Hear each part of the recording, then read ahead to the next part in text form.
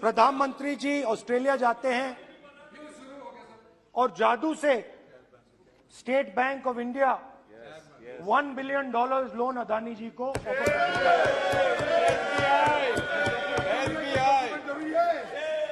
Sir, इसका भी document जरूरी है क्या, बताओ। मोदी जी आपका सरकार की पास है। अधीर प्लीज। उसके बाद मैं उदाहरण दे रहा हूं, पूरी दुनिया में मोदी जी जाते हैं, घूमते हैं, तो मैं बता देता हूं क्या होता है वहां पे। बांग्लादेश में गए, हाँ काम पे ही जा रहे हैं, वही तो बोल रहा हूं, काम पे जा रहे हैं। बांग्लादेश जाते हैं, मोदी जी की पहली ट्रिप होती है बांग्लादेश में। वहां पे बांग्लादेश को इलेक्ट्रिसिटी बेचने का डिसीजन लिया जाता है। कुछ ही दिन बाद बांग्लादेश पावर डेवलपमेंट बोर्ड 25 साल का कॉन्ट्रैक्ट अदानी जी के साथ साइन कर देता है। 1500 मेगावाट इलेक्ट्रिसिटी का कॉन्ट्रैक्ट अदानी जी। चलिए वहां से श्रीलंका चलते हैं।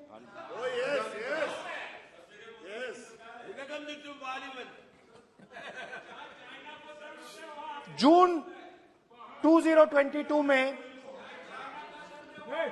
Chairman of Sri Lanka Ceylon electricity board MMC Fernando informed a parliamentary committee in Sri Lanka in open hearing that he was told by President Rajapaksa that PM Modi pressured him to give the wind power project directly to Mr. Adani.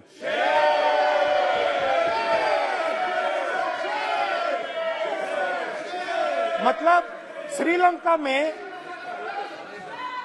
Sri Lanka electricity board के chairman कहते हैं कि उन्होंने राजापाक्सा जी ने कहा कि हिंदुस्तान के प्रधानमंत्री ने उनको कहा है कि ये विंड पावर का प्रोजेक्ट है, ये अदानी जी को देना है। तो ये रही आपकी फॉरेन पॉलिसी। ये हिंदुस्तान की फॉरेन पॉलिसी नहीं है, ये अदानी जी की फॉरेन पॉलिसी है, उनके बिजनेसेस बनाने की फॉरेन पॉलिसी है।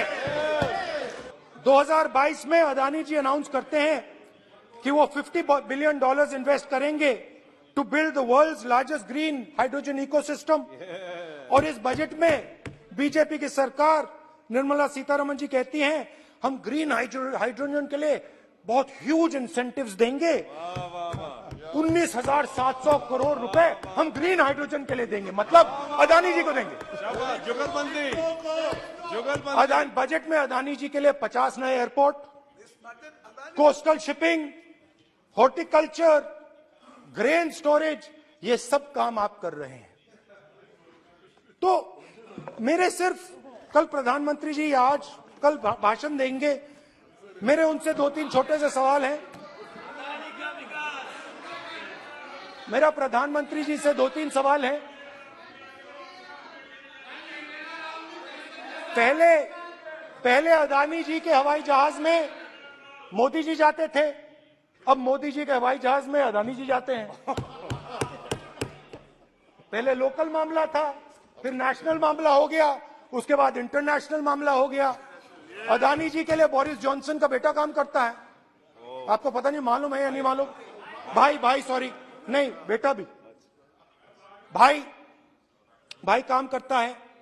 तो ये मामला पहले गुजरात का मामला था, फिर ये हिंदुस्तान का मामला हुआ, अब ये इंटरनेशनल मामला हो गया है।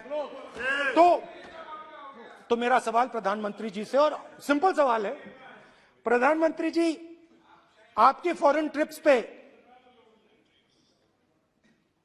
अदानी जी और आप कितनी बार एक साथ गए? Adani ji, how many times did you travel together with Adani जी?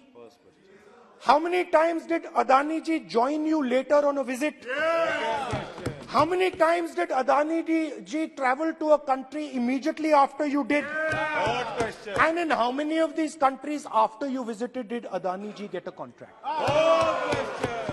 माननीय अध्यक्ष जी, निराशा में डूबे हुए कुछ लोग इस देश की प्रगति को स्वीकार ही नहीं कर पा रहे हैं। उन्हें भारत के लोगों की उपलब्धियां नहीं दिखती है। अरे 140 करोड़ देशवासियों के पुरुषार्थ और प्रयास का परिणाम है, जिसके कारण आज दुनिया में डंका बजना शुरू हुआ है।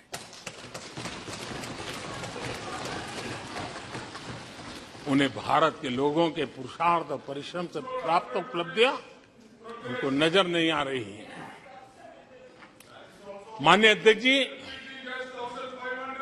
पिछले 9 वर्ष में भारत में 90,000 स्टार्टअप्स, और आज स्टार्टअप की दुनिया में हम दुनिया में तीसरे नंबर पर पहुंच चुके हैं।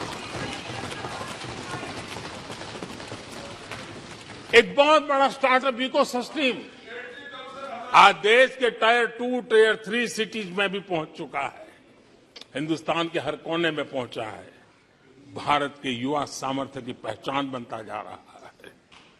माननीय अध्यक्ष जी, इतने कम समय में और कोरोना के विकट कालखंड में 108 यूनिकॉर्न बने हैं,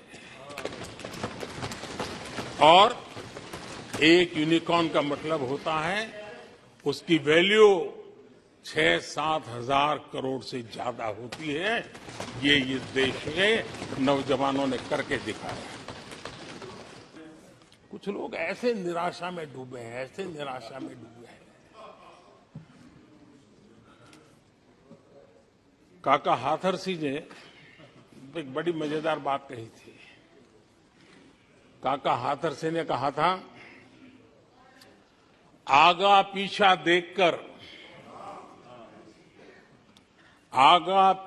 देखकर क्यों होते गमगीन, जैसी जिसकी भावना वैसा दिखे सीन।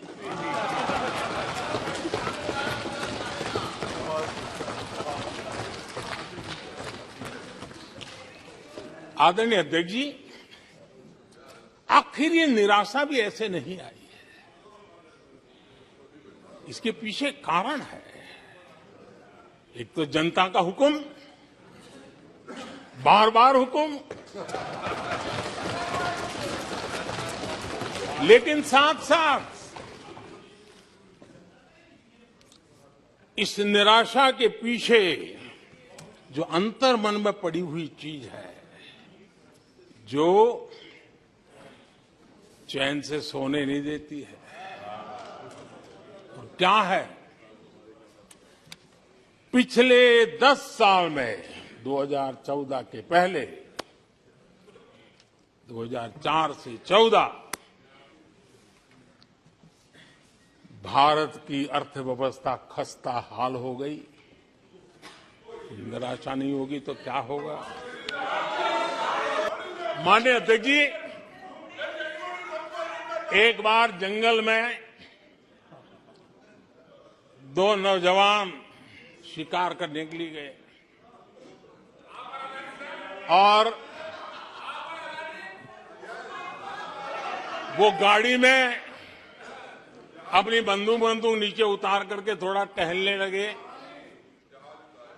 उन्होंने सोचा कि थोड़ा अभी आगे चलना है तो थोड़ा जरा हाथ पैर ठीक कर ले, लेकिन गए थे तो बाघ का शिकार करने के लिए, और उन्होंने देखा आगे जाएंगे तो बाघ मिलेगा। लेकिन हुआ ये कि वहीं पर बाघ दिखाई दिया। अभी नीचे उतरे थे, अपनी गाड़ी में बंदूक वहीं पड़ी थी। बाघ दिखा, करे क्या? तो उन्हें लाइसेंस दिखाया कि मेरे पास बंदूक का लाइसेंस है।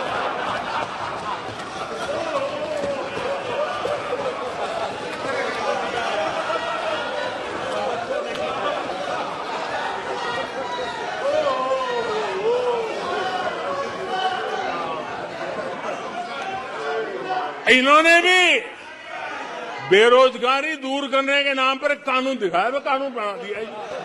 अरे देखो, कानून बना दिया है। ये इनके तरीके हैं, पल्ला झाड़ दिया। 4 से 14 आजादी के इतिहास में सबसे घोटालों का दशक रहा। माननीय अध्यक्ष जी, बीते वर्षों में हार्वर्ड में एक बहुत बढ़िया स्टडी हुई है, बहुत इंपॉर्टेंट स्टडी हुई है, और उस स्टडी है, उसका टॉपिक क्या था मैं जरूर सदन को बताना चाहूंगा, और ये स्टडी हो चुकी है। स्टडी है the rise and decline of India Congress party. ये स्टडी हो चुका है और मुझे विश्वास है अध्यक्ष जी, मुझे विश्वास है भविष्य में कांग्रेस की बर्बादी पर सिर्फ हार्वर्ड नहीं, बड़े बड़े विश्वविद्यालयों में अध्ययन होना ही होना है और डुबाने वाले लोगों पर भी होने वाला है। इस प्रकार के लोगों के लिए दुष्यंत कुमार ने बहुत बढ़िया बात कही और दुष्यंत कुमार ने जो कहा है बहुत फिट बैठता है। उन्होंने कहा है, तुम्हारे पांव के नीचे, तुम्हारे पांव के नीचे कोई जमीन नहीं, तुम्हारे पांव के नीचे कोई जमीन नहीं।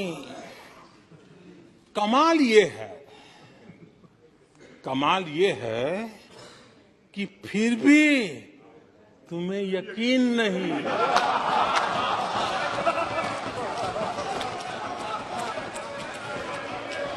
माननीय अध्यक्ष जी,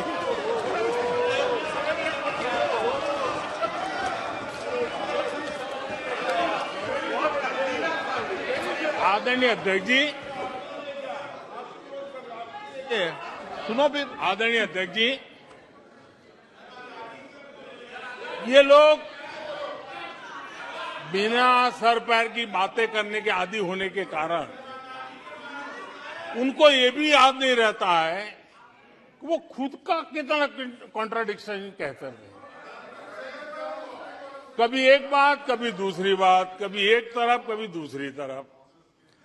हो सकता है वो आत्मचिंतन करके खुद के अंदर जो विरोधाभास है उसको भी तो ठीक करेंगे। आदरणीय अध्यक्ष जी, मोदी पे भरोसा अखबार की सुर्खियों से पैदा नहीं हुआ है। मोदी पे ये भरोसा टीवी पर चमकते चेहरों से नहीं हुआ है।